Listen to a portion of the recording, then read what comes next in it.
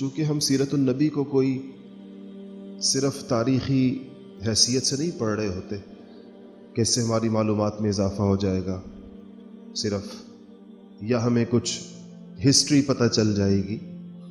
ہم تو سیرت کو اس لیے پڑھتے ہیں تاکہ رسول اللہ صلی اللہ علیہ وسلم کی مبارک زندگی کو اپنے سامنے ایک نمونے کے طور پر کھڑا کر سکیں اور اپنی زندگی کا موازنہ کر سکیں کہ کیا ہماری راہ وہی ہے جس پہ آپ صلی اللہ علیہ وسلم نے اس جماعت کو چلایا تھا جو آپ کے ہاتھ پر ایمان لے کر آئی تھی. اس سے ہمیں بخوبی اندازہ ہوگا کہ اگر آج ہمارے اسلام میں جان نہیں ہے یا روح نہیں ہے، یا ہمارا دین جس کی طرف ہم اپنی نسبت تو کرتے ہیں لیکن ہماری زندگی پر اس کا کوئی بہت بڑا اثر نہیں ہے، اس حقیقت کو پانے کے لیے سیرت النبی ایک بہت بڑا آئینہ ہے جو انسان کے سامنے آ جاتا ہے. آپ صلی اللہ علیہ وسلم کو اپنی دعوت سے روکنے کے لیے، اسلام کی راہ روکنے کے لیے جو حربے آزمائے گئے، جو طریقے اختیار کیے گئے، ان کا اگر آپ وہ سینکڑوں صفحات پر، ہزاروں صفحات پر پھیلی ہوئی اس کی تفصیلات کا اختصار کریں، اس کا خلاصہ نکالیں، تو وہ تقریباً 12 قسم کے حربے تھے. 12 عنوانات کے تحت آپ ان تمام کوششوں کو جمع کر سکتے ہیں. اس کی جزیات اور تفصیلات تو بہت ہوں گی لیکن 12 قسم کی چیزیں ایسی تھیں جو آپ کی طرف فوری طور پر متوجہ ہو گئی جیسے ہی آپ نے کہا کہ لا الہ الا اللہ. جب آپ نے اللہ جل شانہ کی وحدانیت کا نعرہ بلند کیا یا اس کی حقیقت لوگوں کے سامنے لائی. اسی کو اقبال کہتے ہیں نا کہ تم مسلمانوں سے کہتے ہیں کہ تم لا الہ الا اللہ مشکلات لا الہ نہیں جانتے، کہ جب حقیقی معنوں میں کوئی انسان کلمے کو لے کر کھڑا ہوتا ہے تو اس کو کیا مشکلات پیش آتی ہیں. رسمی تعلق پر نہیں پیش آتی. جس انسان کا دین رسمی ہوگا اس کو دین کے حوالے سے کبھی کوئی آزمائش پیش نہیں آئے گی، مخالفت پیش نہیں آئے گی. مخالفت لوگ رسمی چیزوں کی نہیں کرتے.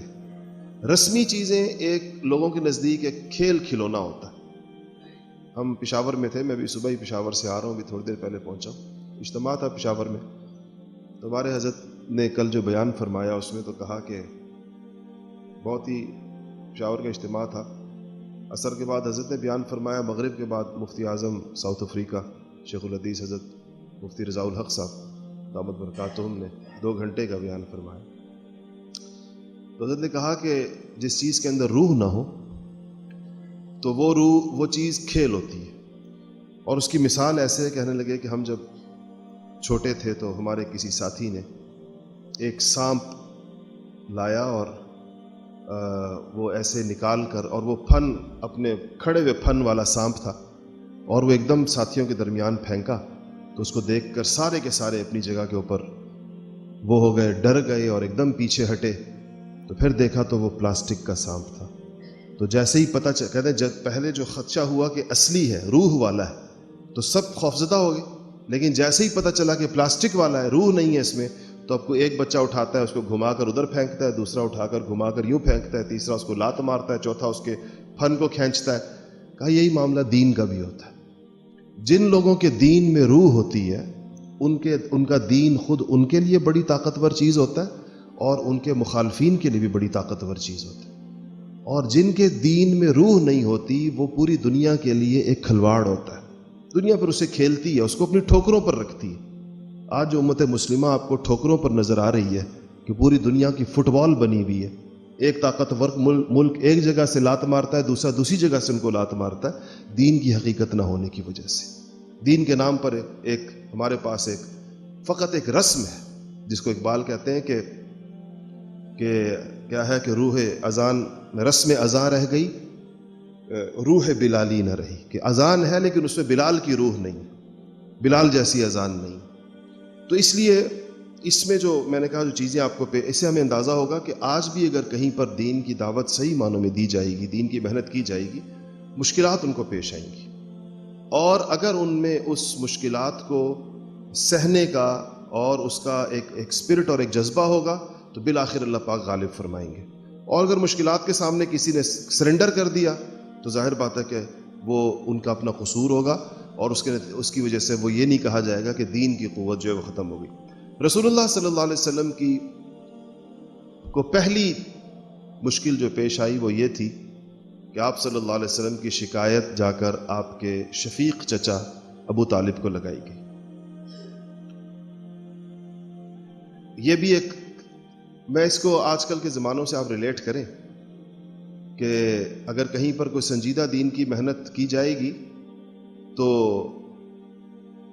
جو نوجوان دین کی طرف آتے ہیں اپنے گھروں کے حالات ہمیں بتاتے ہیں تو شکایتوں سے بات شروع ہوتی. لوگ ادھر ادھر شکایتیں لگاتے پھرتے کہ کوئی اپنے اس کے باپ سے، کوئی اس کے فلانے سے، کوئی اس سے، کوئی اس سے. یہ ایک دینی کاموں کی مخالفت کا ایک اولین پودا ہوتا ہے جو انسان کے اندر پیدا ہوتا ہے. یہ مسلمانوں میں بھی ہوتا ہے، غیر مسلموں میں بھی ہوتا ہے. تو رسول اللہ صلی اللہ علیہ وسلم کو پہلی آزمائش یہ تھی کہ ابو طالب کے پاس لوگ آئے. ان کا خیال یہ تھا کہ باپ اور چچا اور بھتیجے کا رشتہ، پھر آپ ان کے زیر کفالت بھی ایک طرح سے ہیں، یعنی ان کے زیر نگرانی ہیں. تو اس پر ابو طالب نے ان سے کہا کہ میں بات کروں گا اور اپنے بھتیجے کو سمجھانے کی کوشش کروں گا. اور انہوں نے حضور اکرم صلی اللہ علیہ وسلم سے بات کی اور کئی موقع پر کی، اور ایک موقع کے اوپر تو وہ رو پڑے اور انہوں نے کہا کہ بھتیجے میرے بڑھاپے پر رحم کر. اس بڑھاپے کے اندر مجھے اتنے سارے لوگوں کی، اپنے قبیلے کے اتنے بڑے بڑے لوگوں کی مخالفت نہیں، کہ انسان جس طرح اعصابی طور پر کمزور پڑ جاتا ہے عمر کے ساتھ ساتھ. اس کے بعد پہلا مرحلہ. دوسرے مرحلے میں جب انہوں نے دیکھا کہ شکایت سے کام نہیں بنا تو دھمکیاں دیں اور ابو طالب کو دیں. جا کر ابو طالب سے کہا کہ آپ کا لحاظ کیا جا رہا ہے، اگر آپ یہ چاہتے ہیں کہ آپ کا لحاظ ختم ہو جائے، اگر آپ اس کو نہیں روک سکتے اپنے بھتیجے کو، تو پھر اب آپ کا لحاظ نہیں کیا جائے گا. اب ہم اس کو، یعنی سخت ترین نتائج کی دھمکی دی. اس پر جب ابو طالب نے آ کر، جو میں نے آپ کو بتایا، تو انہوں نے کہا کہ ابو طالب نے کہا کہ مجھ پر اور اپنی ذات پر رحم کرو، اور بھتیجے مجھ پر اتنا بوجھ ڈالو جتنا میں برداشت کر سکوں، جتنا میں سہار سکوں. اتنی مخالفت کے سامنے مجھے کھڑا کرو جتنی مخالفتیں میری. کیونکہ وہ 25 قریش کے جو ٹاپ 25 بڑے لوگ تھے وہ سارے ابو طالب کے پاس آ گئے. اور آج تو شہری تمدن میں کسی کو کسی سے زیادہ واسطہ نہیں ہوتا اور کسی کا کسی کے اوپر کوئی زیادہ اثر نہیں ہوتا.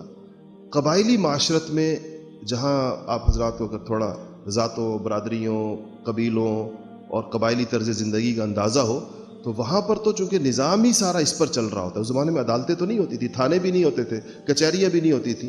یہی اس زمانے کا جوڈیشل سسٹم تھا، یہی اس زمانے کا نظام عدل و انصاف تھا، یہی نظام حکومت تھا، سب کچھ یہی تھا. ایسے میں کسی بڑے قبیلے کے اور کسی بڑے شہر کے 25 بڑے لوگ اٹھ کر آ جائیں اور ایک بات کہہ رہے ہوں ایک کمزور بوڑھے کو جو بالکل تنہا محسوس ہوتا ان کو، آپ اندازہ لگائیں گے کتنا بڑا پریشر تھا جو ابو طالب کے اوپر ڈالا گیا.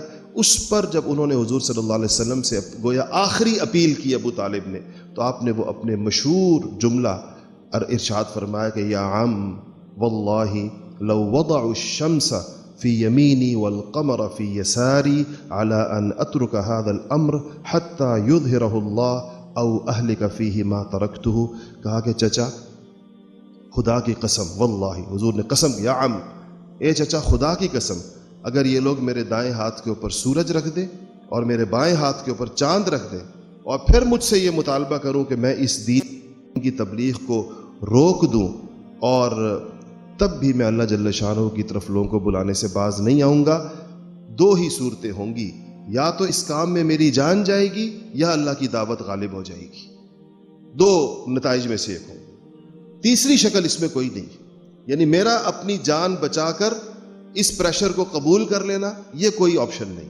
یا میری جان جائے گی اس دعوت کے رستے میں یا اللہ کا دین غالب ہو جائے گا. یہی دو صورتیں ہیں چچا. اس بات پر دیکھیں انسان کو جب وہ حوصلہ کرتا ہے تو ابو طالب میں بھی اس کے نتیجے میں ایک جرأت پیدا.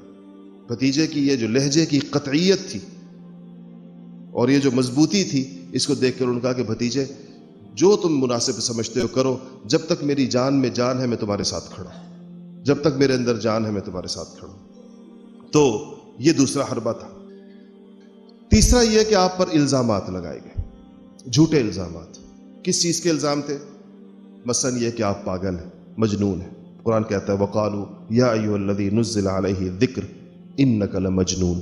مجنون، جنون عربی کے اندر پاگل کے لیے استعمال ہوتا ہے۔ تو یہ تہمت تھی ظاہر ہے۔ رسول اللہ صلی اللہ علیہ وسلم دنیا کے ہوشیاروں کے ہوشیار، ساری دنیا کو عقل و فراست کا سبق پڑھانے کے لیے آئے، تو ان کو پاگل کہا جا رہا ہے، العیاذ باللہ۔ قرآن میں کہتا ہے وَيَقُولُونَ إِنَّهُ لَمَجْنُونَ، یہ لوگ کہتے ہیں کہ یہ شخص پاگل ہے۔ اور اللہ تعالیٰ نے سورہ قلم کے اندر فرمایا کہ مَا أَنْتَ بِنِعْمَةِ رَبِّكَ بِمَجْنُونَ، آپ اللہ کے فضل سے ہرگز مجنون نہیں۔ تو یہ کہا۔ پھر آپ کو جادوگر کہا، وَقَالَ الْكَافِرُونَ هَذَا سَاحِرٌ كَذَّابٌ۔ پھر آپ کو العیاذ باللہ کائنات کے سب سے سچے انسان کو کہا کہ کذاب ہیں، جھوٹے۔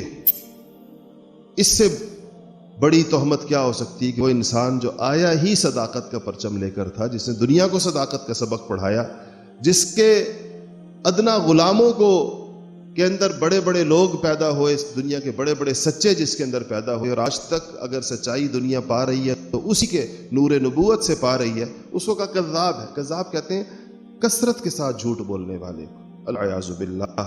اور کہا کہ جادو کے بعد کہا کہ جھوٹے۔ یہ سارے وہ الزامات تھے۔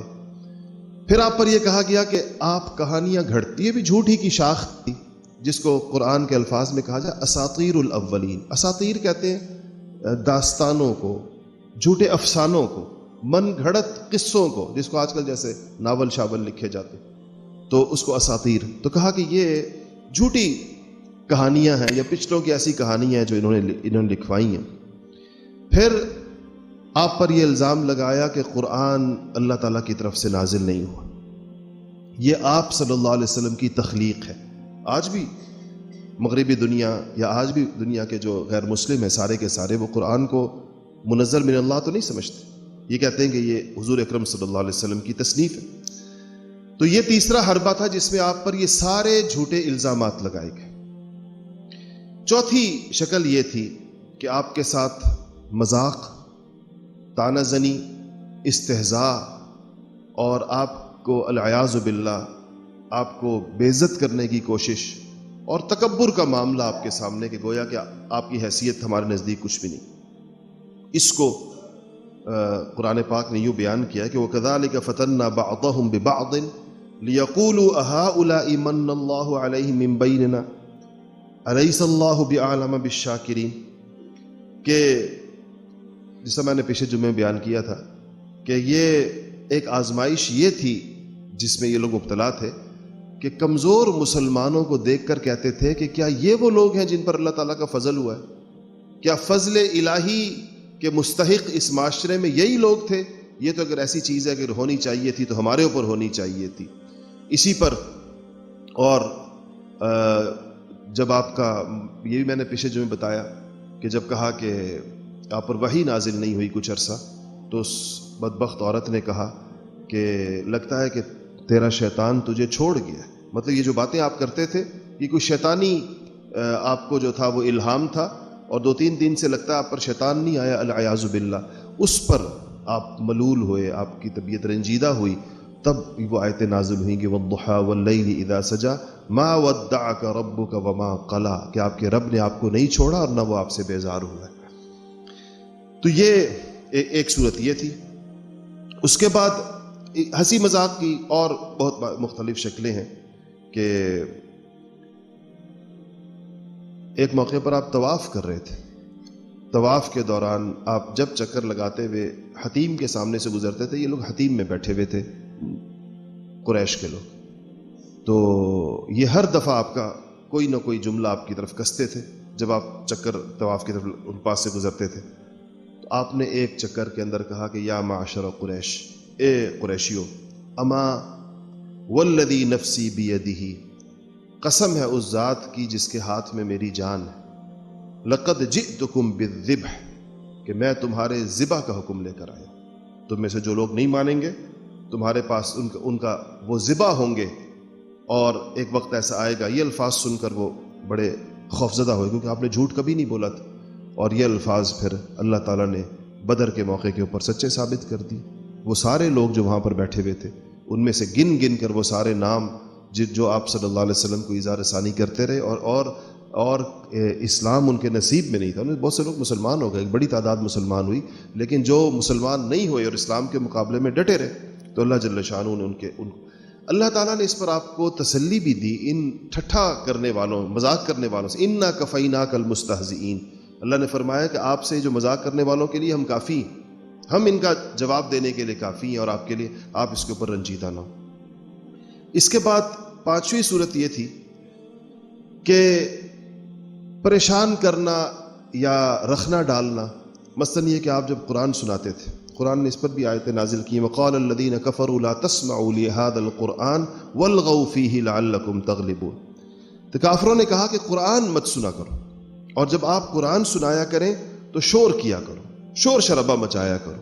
چنانچہ آپ جب قرآن سنانا شروع کرتے تھے کسی سے، تو یہ لوگ آ کر مختلف طریقوں سے کوئی چیز پیٹ رہا ہے، کوئی تالیاں پیٹ رہا ہے، کوئی آوازیں لگا رہا ہے، ایسا شور برپا کرنا جس سے آپ کی آواز دب جائے اور آپ کی آواز دوسرے لوگوں کے کانوں کے اندر نہ پڑے.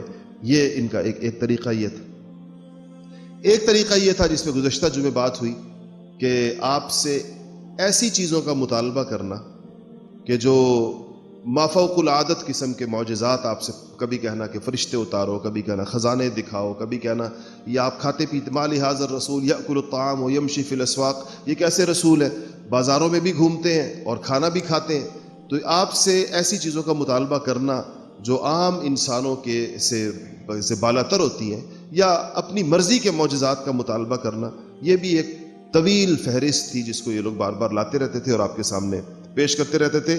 اور آپ ان ساری باتوں کے جواب میں کہا کرتے تھے کہ یہ میرا کام نہیں ہے، اللہ جل شانہ جس چیز کو جس وقت چاہیں تمہارے سامنے ظاہر کر دیں گے، اور اس کی مجھے تو کہا گیا کہ تم تک اللہ تعالیٰ کا میں پیغام پہنچاؤں. 7ویں چیز وہ یہ تھی کہ آپ کو سودے بازی کی پیشکش کی گئی. وَدُّوا لَوْ تُدْهِنُ فَيُدْهِنُونَ، سورہ قلم کے اندر آتا ہے کہ یہ لوگ یہ چاہتے ہیں اگر کچھ نرمی آپ اختیار کریں تو کچھ نرمی ہم اختیار کر لیں گے. یا جو سودے بازی کی پیشکش کی گئی اس پر جو پوری صورت اتری ہے وہ قُلْ يَا أَيُّهَا الْكَافِرُونَ لَا أَعْبُدُ مَا تَعْبُدُونَ وَلَا أَنْتُمْ عَابِدُونَ مَا أَعْبُدُ وَلَا أَنَا عَابِدٌ مَا عَبَدتُّمْ وَلَا أَنْتُمْ عَابِدُونَ مَا أَعْبُدُ لَكُمْ دِينُكُمْ وَلِيَ دِينِ. ایک پیشکش یہ آئی تھی کہ 1 سال بتوں کی پوجا ہو جائے اور 1 سال اللہ کی عبادت ہو جائے مل جل کر. قریش نے کہا کہ 1 سال آپ ہمارے ساتھ مل کر بتوں کو پوج لیا کریں، اگلے سال ہم آپ کے ساتھ مل کر آپ کے خدا کی عبادت کر لیا کریں گے. یہ ایک درمیانی شکل ان لوگوں نے پیش کی. تو حضور اکرم صلی اللہ علیہ وسلم کو اللہ جل شانہ نے کہا کہ آپ ان کو واضح طور پر بتا دیجئے کہ یہ چیز کسی صورت قابل قبول نہیں ہوگی. یہ بات یاد رکھیے گا کہ انبیاء، صحابہ اور ان کے ورثاء، ان کے ذمے ایک بہت بڑی چیز یہ ہے کہ دین کو خالص رکھیں گے. دین میں کسی ایسی چیز، کسی بھی قیمت پر کسی ایسی چیز کو ملایا نہیں جائے گا کہ جس کے نتیجے میں اگلی نسلوں کو اور مسلمانوں کے سامنے دین کی حقیقی شکل مسخ ہو کے رہ جائے، پتہ نہ چلے کہ اصل دین کیا ہے.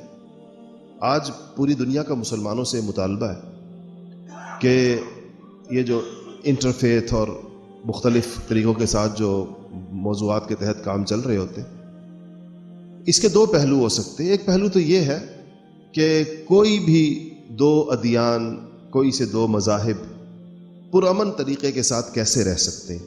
جیسے ایک ملک کے اندر 1 سے زیادہ مذاہب ہوتے ہیں بعض اوقات، تو جو پیسفل کو ایگزسٹنس جس کو کہتے ہیں وہ تو ایک الگ چیز ہے. اس پر تو معاہدات بھی ہو سکتے ہیں، اس پر بات بھی ہو سکتی ہے، اس پر جو ہے وہ ایک طریقہ کار وضع ہو سکتا ہے، اور اس بارے میں اسلام کے احکامات واضح طور پر موجود ہیں کہ وہ اقلیتیں جو مسلمانوں کے ملکوں میں رہیں گی ان کے حقوق طے کر دیے گئے ہیں، اور مسلمان جب کسی ایسی جگہ رہیں گے جہاں پر وہ اقلیت کے اندر ہوں گے تو ان کے لیے بھی اس کی شکلیں صورتیں طے کر دی گئی ہیں کہ کیسے رہیں گے. یہ تو ایک الگ چیز ہے، اس پر تو گفتگو بھی ہو سکتی ہے، بات ہو سکتی ہے، قانون سازی ہو سکتی ہے، معاہدات ہو سکتے ہیں اور ہوتے رہتے ہیں. ایک یہ ہے کہ مسلمانوں سے یہ مطالبہ کرنا کہ وہ اپنے دین کے احکامات کے اندر تبدیلی کریں اور اپنے دین کو اس دنیا کے رسم و رواج کے مطابق بنانے کی کوشش کریں اس کے لیے جو ایک لفظ ہمارے ہاں انتہائی مس یوز ہوتا ہے وہ ہے لفظ اجتہاد. ہمارے جو لوگ دین سے نہیں واقف ان کا خیال یہ ہے کہ ان کو اصل میں لفظ اجتہاد کا مطلب یہ سمجھتے ہیں کہ اجتہاد کا مطلب ہوتا ہے اسلام میں رد و بدل کرنا. تو ان کا خیال یہ ہے کہ بہت ساری چیزیں ایسی ہیں کہ اگر اس کو رد و بدل کر دیا جائے تو اسلام کے لیے بھی آسانی پیدا ہو جائے گی, مسلمانوں کے لیے بھی آسانی پیدا ہو جائے گی. یہ اجتہاد سے ان لوگوں کی ناواقفیت کی وجہ ہے. انہیں پتہ نہیں کہ اجتہاد کہتے کس کو, اور اجتہاد کا دائرہ کار کیا ہے, اجتہاد کا سکوپ کیا ہے, اجتہاد کن چیزوں میں ہوتا ہے اور کس حد تک مجتہدین کو جانے کی اجازت ہے. پھر مجتہد کون ہوتا ہے, اجتہاد کر کون سکتا ہے, کس کو اس بات کا اختیار کن لوگوں کے پاس ہے جو اجتہاد کریں گے. میں نے دیکھا ہے کہ آج کل سب سے زیادہ شوق اجتہاد کا لوگوں کو ہوتا ہے, اور ان کا خیال یہ ہے کہ مولویوں نے کوئی اجتہاد کا دروازہ بند کیا ہوا ہے, غور و فکر کا دروازہ بند کیا ہوا ہے, اور بس یہ کسی لکیر کو پیٹ رہے ہیں. حالانکہ اسلام کو جو ہے, اسلام کے ایک نئے ورژن کی, ایک نئے ایڈیشن کی ضرورت ہے, جس کا مطلب یہ ہے. اور وہ بعض لوگوں نے تو یہ تجویز پیش کی ہے کہ یہ کام پارلیمنٹ کے حوالے کر دیا جائے کہ وہ اسلام میں اجتہاد کرے اور نیا اسلام کا ایک نیا ورژن پیش کرے. اور یہ بڑے سنجیدہ لوگوں کی تجویز ہے, میں اگر آپ ان کو جانتے ہو تو آپ اس سے اندازہ لگائیں کہ اگر آپ کے اس نظام کے, پھر ماشاءاللہ جیسے آپ کے سینٹ کا الیکشن ہوا گزشتہ دنوں, پھر ایسے آپ کا اجتہاد ہوگا اسلام میں, اور یہی لوگ کریں گے جن کے ضمیر کی بولیاں جو ہیں بازار میں لگائی جاتی ہیں, جن کو سبزی منڈی کی چیزوں کی طرح خریدا اور بیچا جاتا ہے. جیسے ٹماٹر بکتے ہیں, جیسے گوبھی اور آلو بکتے ہیں, ایسے یہ بھی بکتے ہیں. تو یہ اسلام کا اجتہاد, اسلام کے احکامات میں یہ طے کریں گے کہ مسلمان کہ جو نبیوں کا منصب ہے, انبیاء علیہ الصلوۃ والسلام, اور اس کے بعد مجتہدین علماء جس کام کو کرتے. تو خیر, یہ آپ صلی اللہ علیہ وسلم کو اس قسم کی پیشکشیں کفر کی طرف سے ہوتی رہیں, اور اللہ جل شانہ نے اس کا واضح جواب دیا اور یہ کہا کہ کسی ایسے دینی حکم میں نبی جو ہے وہ کوئی اپنی طرف سے کمی پیشی نہیں کرے گا اور نہ ان کافروں کی بات مانے گا. حالانکہ وہ زمانہ بڑی سخت مشکلات کا زمانہ. ہمیں آج کل کیا مشکلات ہیں, وہ مشکلات تو وہ تھیں جو ان لوگوں نے صحیح, اس میں ان کو اس کی اجازت نہیں تھی. تو آج ہمیں اپنی خواہشات پوری کرنے کے لیے اور ایک خواہشات کی زندگی گزارنے کے لیے اور اپنے لیے زیادہ سے زیادہ سہولتیں پیدا کرنے کے لیے ہمیں اس بات کا شوق ہے کہ دین کے احکامات کے اندر رد و بدل کیا جائے. اور تمام وہ ساری چیزیں میں آپ کو کبھی بھی بتاتا ہوں کہ وہ آپ جب بھی دیکھیں گے کہ اجتہاد کی بات کن احکامات میں کی جاتی ہے, ان احکامات میں جو نفس کے اوپر شاق ہے. چونکہ انسان نفسانیت کی زندگی گزارنا چاہتا ہے اور اپنے نفس کو آزادی کے اندر رکھنا چاہتا ہے, تو اس کا خیال یہ ہے کہ بجائے اس کے کہ ہم اپنے نفس کو پابند کریں, کیوں نہ اسلام کو بدل دیں. وہ جو اقبال نے کہا کہ خود کو بدلتے نہیں قرآن کو بدل, کہتے ہیں خود کو نہیں بدلنا, قرآن بدل دیں, تاکہ ہم جیسی زندگی گزار رہے ہیں اس کے لیے ہمیں ایک جسٹیفیکیشن بھی مل جائے شریعت کی طرف سے کہ یہ تم بالکل صحیح کر رہے ہو, بس یہی اسلام ہے. اور ایسے محققین اور ایسے ریفارمرز لوگوں کو پسند بھی بہت آتے ہیں جو آ کر ہمیں یہ سند دے دیں کہ ہماری یہ جو زندگی کی ترتیب ہے, جیسے ہم چل رہے ہیں, یہ بالکل درست ہے. اسلام کا مطالبہ بھی یہی ہے تاکہ ہمیں ایک اطمینان حاصل ہو جائے. اور کبھی کبھی جو انسان کا ضمیر اس کو ملامت کرتا ہے کہ میں دین پر نہیں چل رہا, اس ملامت سے جان چھوٹ جائے اور بندہ سمجھے کہ یہی میرا دین ہے اور یہی طریقہ کار ہے. یہ پچھلی امتوں میں بیان ہی ایسے ہوا, اور یہ ان کے علماء کی بدبختی تھی کہ وہ اپنی عوام کو یہ سہولت فراہم کرتے رہے. اسی لیے اللہ پاک نے یہود کے علماء کے اوپر لعنت کی قرآن کے اندر, کہ وہ لوگ یہ کرتے تھے کہ جو سہولت عوام کو چاہیے ہوتی تھی, یہ فتویٰ ان کی جانب سے جاتا تھا کہ تم بھی ٹھیک ہو, تم بھی ٹھیک ہو, تم بھی ٹھیک ہو, جس طرح تم لوگ زندگیاں گزار رہے ہو یہ ساری کی ساری ترتیب بالکل درست ہے, اسی طرح تم لوگ چلتے رہو. اور اس کے عوض میں وہ ان سے پیسے لیا کرتے تھے. یہ اطمینان کے جو یہ سرٹیفکیٹ ہے, یہ پیسوں کے عوض کے اندر, یہ اپنے دنیاوی منافع کے عوض کے اندر جاری کرتے تھے.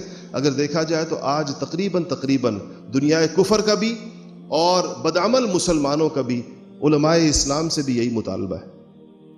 ان سے بھی وہ یہی چاہتے ہیں کہ آپ کو ایسی صورت نکالے. دنیا کفر ہم سے کہتی ہے کہ آپ اسلام کا وہ ورژن پیش کریں جس میں جہاد فی سبیل اللہ نہ ہو. یہ نہیں آج کل چل سکتا, اس کے ساتھ تو بالکل وہ نہیں. آپ اب آج کل آپ کے ہاں گفتگو ہوتی رہتی اس کے اوپر, عورتوں کے حقوق کے حوالے سے جو فیمنسٹ موومنٹ ہیں ان کی جو باتیں ہیں اس کو آگے پیش کر کے کہتے ہیں جی اسلام میں اجتہاد کریں اس حوالے سے. قادیانیوں کے بارے میں جی اقلیتوں کے آپ حقوق کے بارے میں یہ ہے, فلانا ہے, یہ ہے, وہ ہے, آپ اس کے اندر چیز, ہر وہ چیز آپ دیکھ لیں گے کہ اس میں کن چیز پر آوازیں اٹھتی ہیں. 8ویں چیز یہ تھی کہ آپ کے ساتھ برملا اور آمنے سامنے گالی گلوچ کی جاتی، العیاذ باللہ آپ کو برا بھلا کہا جاتا تھا۔ اور جب آپ قرآن پڑھتے تھے، نماز پڑھتے تھے، تو باقاعدہ یہ لوگ قرآن کو، کلام اللہ کو لانے والے کو، فرشتوں کو، سب کو یہ لوگ گالیاں دیتے۔ اس پر یہ آیتیں اتری تھیں، وَلَا تَجْهَرْ بِصَلَاتِكَ وَلَا تُخَافِتْ بِهَا وَابْتَغِ بَيْنَ ذَلِكَ سَبِيلًا، کہ آپ بہت اونچی آواز میں، یعنی جہر کے ساتھ بے شک نماز نہ پڑھیے، لیکن اتنا نیچے بھی نہ کیجیے کہ خود آپ کو نہ پتہ چلے آپ کیا پڑھ رہے ہیں، تاکہ یہ لوگ جو اس کی وجہ سے گالی گلوچ کرتے ہیں تو ان کو وہ۔ اور اسی طرح یہ کہا گیا کہ بتوں کو وَلَا تَسُبُّوا الَّذِينَ يَدْعُونَ مِن دُونِ اللَّهِ فَيَسُبُّوا اللَّهَ عَدْوًا بِغَيْرِ علم، کہ ان کے جھوٹے خداؤں کو گالی نہ دی جائے، تب پھر ورنہ پھر یہ اللہ جل شانہ کو گالی دیتے ہیں۔ تو یہ اس زمانے کا یہ حربہ تھا۔ نواں حربہ یہ تھا کہ انہوں نے یہودیوں سے رابطہ کیا۔ ان کو قریب ترین اہل کتاب یہودی تھے، عیسائی تو کوئی اکا دکا وہاں پر موجود تھا۔ یہودی مدینہ ان سے قریب بھی تھا، اور مدینہ یثرب کہلاتا تھا، اور ان کے شام کے رستے کی گزرگاہ بھی تھی۔ وہاں کے یہودیوں سے یہ پوچھا کرتے تھے کہ رسول اللہ صلی اللہ علیہ وسلم کو پریشان کرنے کی کوئی ایسا سوال جس سے یہ بند ہو جائیں، جس کا جواب نہ دے سکیں۔ اسی پر آپ نے وہ سنا ہوگا کہ اصحاب کہف اور ذوالقرنین اور روح کے بارے میں جو سوالات تھے، یہودیوں سے پوچھ کر آ کر ان مشرکین مکہ نے کیے تھے، اور اس کا جواب اللہ جل شانہ نے جبرائیل امین کے ذریعے سے اتارا تھا۔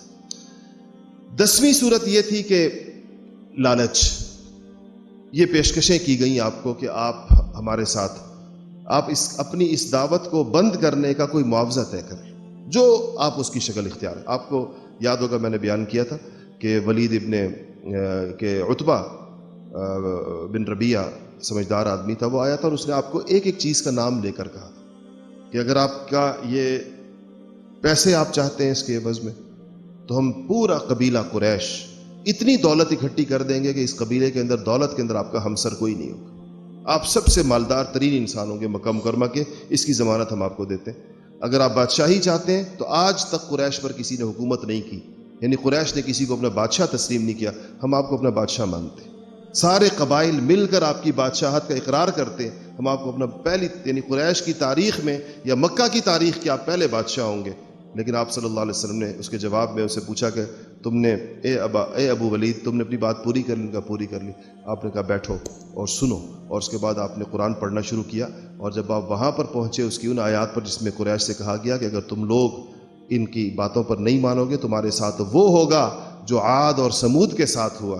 جب آیتوں کا مفہوم وہاں پہنچا تو اس نے آپ کے منہ مبارک کے اوپر ہاتھ رکھ کر کہا کہ محمد تمہیں رشتہ داری کا واسطہ دیتا ہوں کہ خاموش ہو جاؤ، اس سے آگے مت پڑھو، کیونکہ ان کو آپ کی زبان سے نکلنے والے ہر لفظ کی صداقت کا یقین ہوتا تھا کہ ایسے ہی ہوگا جیسے یہ کہہ رہے ہیں، تو جو میں قرابت کا واسطہ دیتا ہوں کہ آپ اس سے آگے مت جائیں۔ تو یہ ایک حربہ تھا۔ 10واں لالچ۔ 11واں تھا دھمکیاں اور جسمانی تشدد۔ آپ صلی اللہ علیہ وسلم پر براہ راست بھی جسمانی تشدد ہوا، اور آپ کے رفقا کے اوپر بھی بہت، خود قریش کے نوجوانوں کو، ابو بکر صدیق کو اور عثمان غنی کو اور حضرت زبیر کو، ان حضرات کو، زبیر ابن عوام کو، اور ان کو کس طرح سے، عبداللہ ابن مسعود کو، ان کے ساتھ کیا ہوا، اور مکہ میں رہنے والے غلاموں کے ساتھ جیسے بلال، خباب اور آل یاسر، عمار، ان لوگوں کے ساتھ کیا ہوا، اور مکہ سے باہر والے ابو ذر غفاری، یہ سارے واقعات میں نے آپ کو سارے تفصیل کے ساتھ پچھلے دنوں میں سنا دیے کہ یہ وہ تھا جو براہ راست جسمانی تشدد، مار پیٹ اور زخمی کرنا، لہو لہان کرنا، یہ سارا کچھ بھی اس کے ساتھ ہوا۔ اور اس کے بعد جو 12ویں صورت تھی جس میں آپ صلی اللہ علیہ وسلم اور آپ کے تمام رفقا کو، جسے جو اس کی تفصیل تھی، میں نے تشدد کی جو بیان کی تھی، اس کی سب سے بڑی چیز یہ تھی کہ اس تمام تر چیزوں سے گزرنے کے باوجود ایک دفعہ بھی کبھی ایسا نہیں ہوا کہ کوئی ایک شخص بھی اپنے دین سے واپس پھرا ہو۔ 12ویں چیز یہ تھی کہ مسلمانوں کا تعاقب اور ان کے خلاف پروپیگنڈا۔ تعاقب کیا کہ جب مسلمان ہجرت کر گئے اپنے دین کو بچانے کے لیے، کہ دین پر عمل کرنا ان کے لیے مشکل کر دیا گیا، تو اس ہجرت میں ان کے پیچھے یہ لوگ طائف بھی، یہ لوگ حبشہ بھی گئے، اور وہاں جا کر ان کے بارے میں جو کچھ کہا وہ خالص پروپیگنڈا تھا۔